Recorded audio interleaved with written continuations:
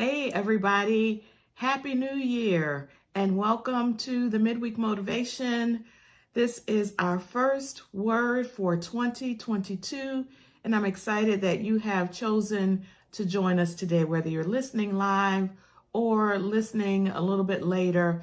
Thank you so much for joining and tuning in today. I hope you had a wonderful holiday season, and I also hope that you are ready to go and moving forward in this brand new year. So thanks again for joining. Be sure to like and share the video, and would love to hear your comments on today's word. So the reading for today is going to come from Psalm 28, and I'm going to read verses 1 through 7. And the key verse for the word today is coming from verse 7. So the New International Version says, "To you I call, O Lord, my rock. Do not turn a deaf ear to me. For if you remain silent, I will be like those who have gone down to the pit. Hear my cry for mercy as I call to you for help, as I lift up my hands toward the most holy place. Do not drag me away with the wicked, with those who do evil, who speak cordially with their neighbors, but harbor malice in their hearts. Repay them for their deeds and for their evil work. Repay them for what their hands have done, and bring back upon them what they deserve. Since they show no regard for the works of the Lord and what his hands have done, he will tear them down and never build them again." Verse 6 says, "Praise be to the Lord, for he has heard my cry for mercy." And then verse 7, "The Lord is my strength and my shield. My heart trusts in him, and I am helped. My heart leaps for joy, and I will give thanks to him in song." And so when I read verse 7 in this version where it says, "I leap for joy," I think of this phrase, which is our word for today, and that is get excited. So we are in a new year, and when new years come in, we have new ideas and we anticipate new things coming, and it can be an exciting time. And we look forward to the good that can come in a brand new year. But if we look at the beginning of the psalm, it doesn't sound very exciting, does it? David is calling out, he's crying out to God, asking him for help.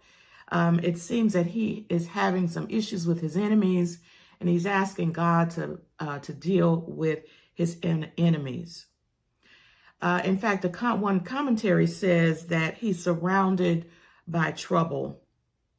But when it gets to verse 7, he seems to be reminding himself that God is his shield, God is his protector, God is his source and his strength. And because of that, he can trust God to get the help that he's looking for.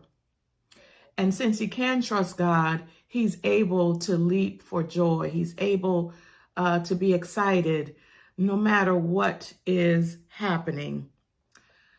So we know that a new year doesn't necessarily mean that all of our problems from the previous year are gone. They've just disappeared, right?